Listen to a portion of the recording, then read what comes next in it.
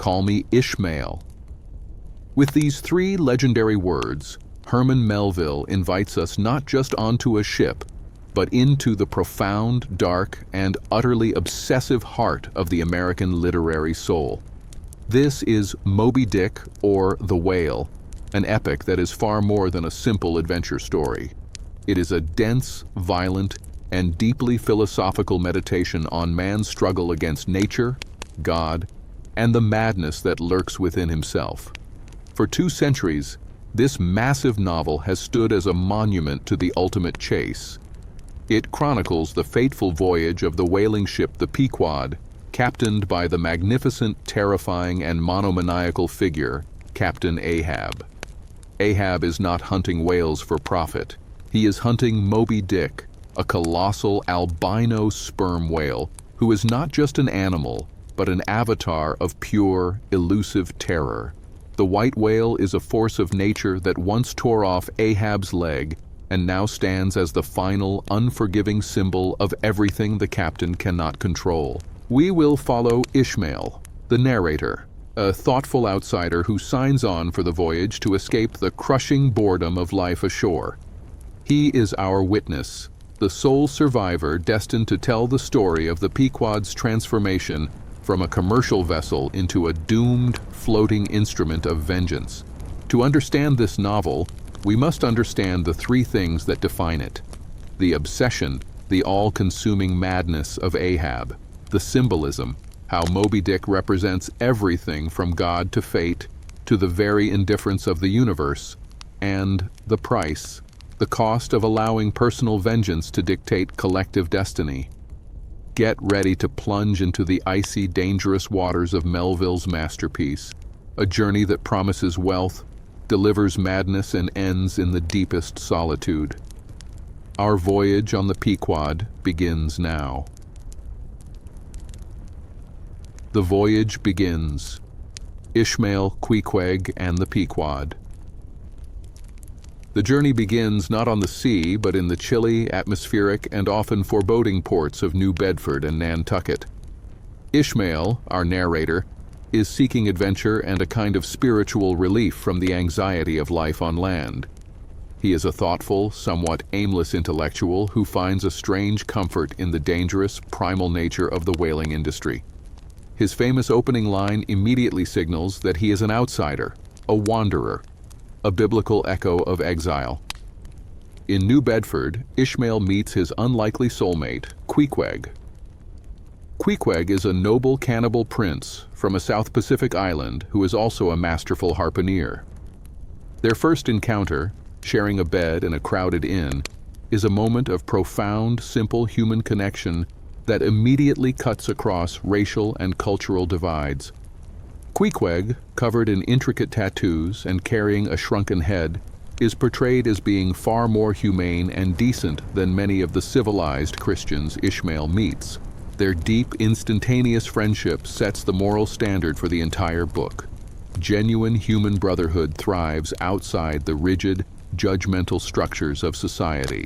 Ishmael and Queequeg sign onto the Pequod, a battered ancient whaler from Nantucket, already scarred by countless voyages. The ship itself is a potent symbol, a microcosm of the world, crewed by men from every corner of the globe. The stern Starbuck, the skeptical first mate, the optimistic Stubb, the easygoing second mate, and the deeply worried Flask, the third mate. They are united only by the dangerous, brutal trade of whaling. Before they set sail, a mysterious, ragged prophet named Elijah, another biblical allusion, accosts them, warning them away from the ship and hinting at the madness of the absent Captain Ahab and the doomed fate that awaits them. These warnings are easily dismissed by the eager crew, underscoring the universal human tendency to ignore clear signs of impending disaster in the pursuit of wealth or glory. The voyage begins in the cold promise of the North Atlantic. Ishmael, in his capacity as the novel's philosophical observer, revels in the practical details of life at sea, the rigging, the weather, the watch rotation. However, for the first few weeks, the captain remains unseen. a terrifying mythic presence below deck, adding to the ship's atmosphere of brooding dread. The Pequod sails into the unknown, unaware that its true destination is not the riches of the Pacific, but the dark, consuming abyss of its captain's soul. Captain Ahab's vow, vengeance and obsession. After weeks of silence, Captain Ahab finally appears on deck, and the entire course of the novel is irrevocably set. He is a commanding, unforgettable figure, tall, silent, and imposing. His most prominent feature is the whalebone leg he uses as a prosthetic, a grim, constant reminder of his past battle. A scar, thin and white, runs down his face, hinting at both physical and internal mutilation. Ahab does not behave like a normal whaling captain. He does not talk of commerce or barrels of oil. Instead, he calls his men together for a ceremony that is less a rallying cry and more a demonic consecration. He announces his true solitary purpose: to hunt down and kill Moby Dick, the legendary monstrous white sperm whale that, in a previous encounter, ripped off his leg. Ahab does not view Moby Dick as an animal. He views him as the embodiment of malicious, conscious evil, a sentient force of malice that must be challenged, struck, and defeated. He sees the whale as the masked agent of a cold, indifferent god or fate. His quest is not about vengeance for a lost limb. It is a metaphysical war against the fundamental unfairness of the universe. To bind the crew to his mad quest, Ahab dramatically nails a gold doubloon, a piece of Spanish gold worth $16, to the mast, promising it to the first man who spots the white whale. The lure of riches, combined with the captain's sheer hypnotic will, overcomes the common sense of the men. They drink together from harpoon sockets, cementing a pact of mutual destruction. Only the first mate, Starbuck, maintains a clear moral compass. Starbuck, a devout Quaker and a pragmatic businessman, argues fiercely against the madness, insisting their duty is to the owners and to commerce, not to a captain's private obsession. He correctly identifies Ahab's quest as blasphemy and a suicide mission.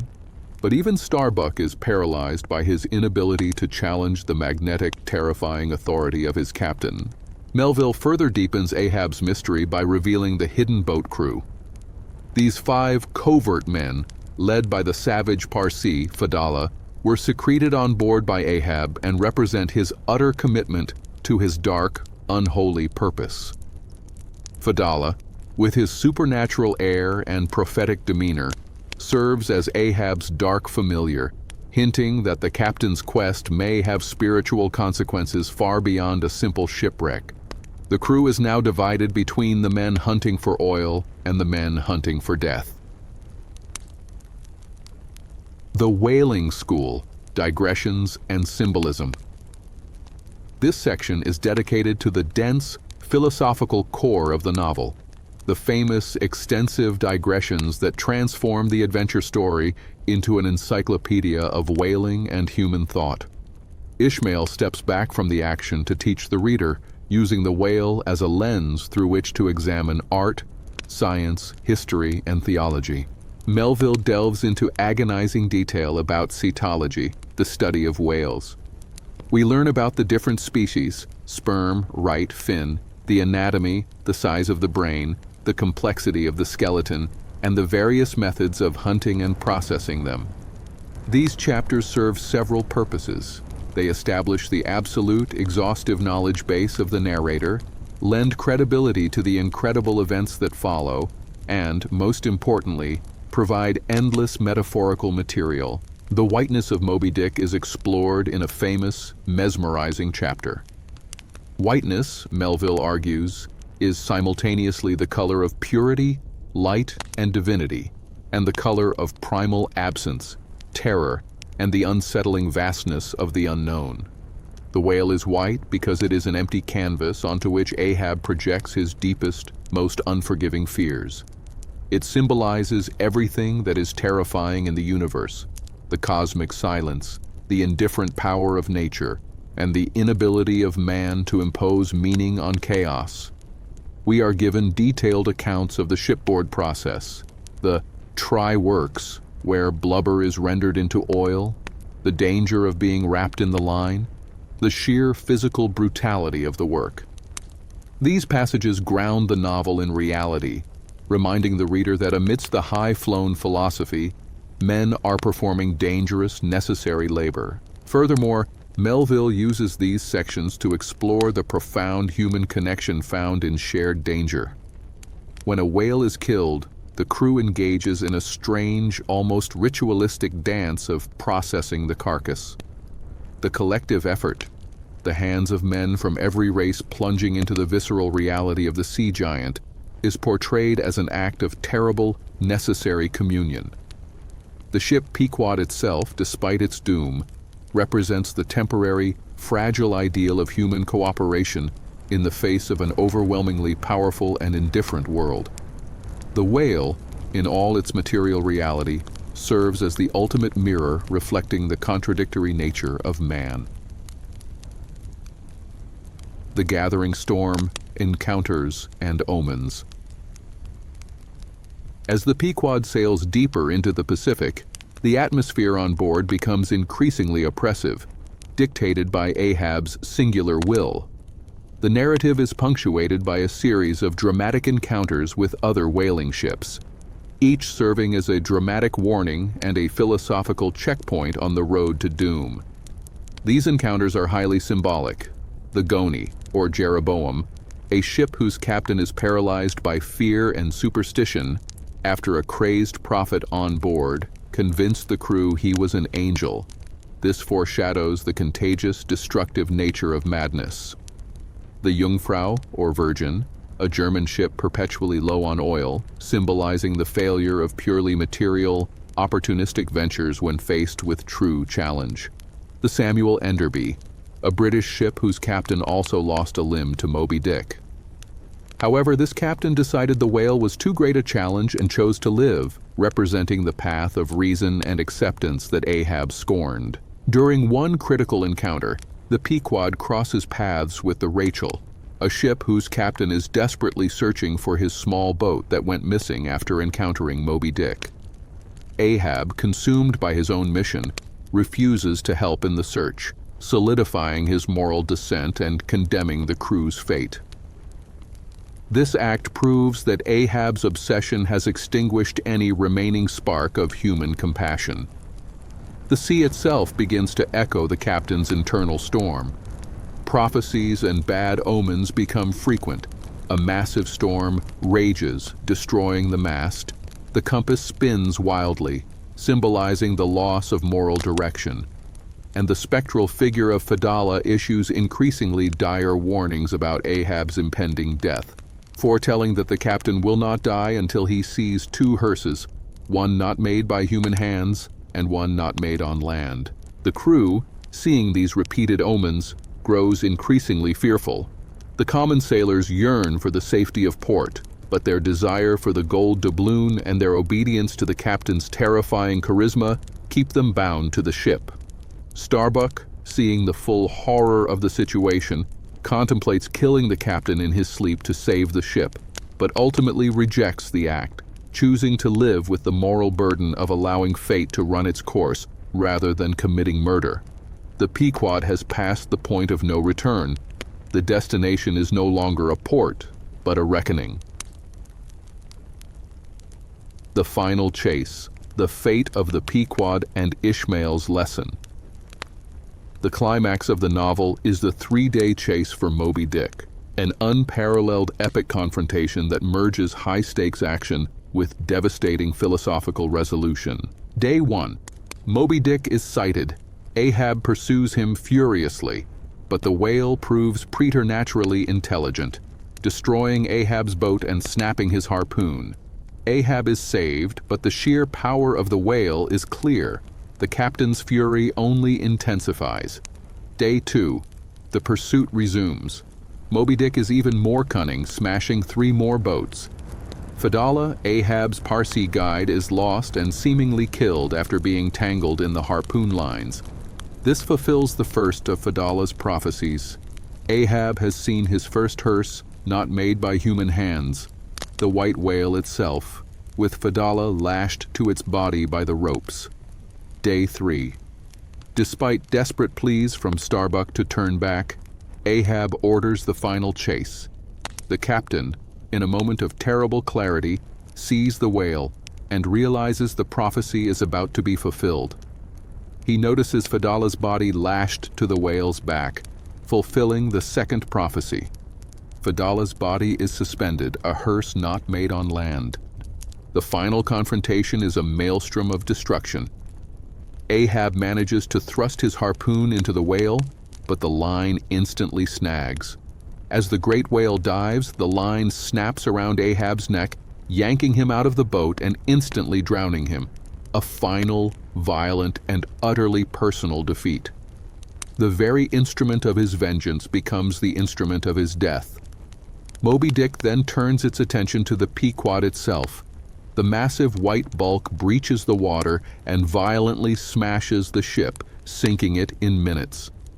The entire crew, including the 3 mates, Starbuck, Stubb, and Flask, are swallowed by the vortex created by the sinking ship. The only object left floating is Queequeg's empty, waterproof coffin, a relic prepared earlier in the voyage when he was gravely ill. Ishmael alone survives. He was caught in a different boat and tossed clear of the wreckage. He manages to cling to Queequeg's floating coffin, transforming the object of death into the vessel of his salvation. He floats alone for an entire day, until he is miraculously rescued by the Rachel, the ship whose Captain Ahab had refused to help, which is still searching for its lost crew. The novel concludes with Ishmael's solitary voice. He is the designated survivor, the witness. His survival provides the only meaning to the disaster. He tells us that the entire journey was a descent into the unforeseen center of the storm. The profound, terrifying lesson of Moby Dick is not that man should never fight fate, but that if he fights with pure, destructive obsession, the only possible end is annihilation. Ishmael's role is to carry the memory of the Pequod's tragic journey back to the world, offering a sober, philosophical testament to the dangers of pride and the necessity of humility before the vast, indifferent power of the sea.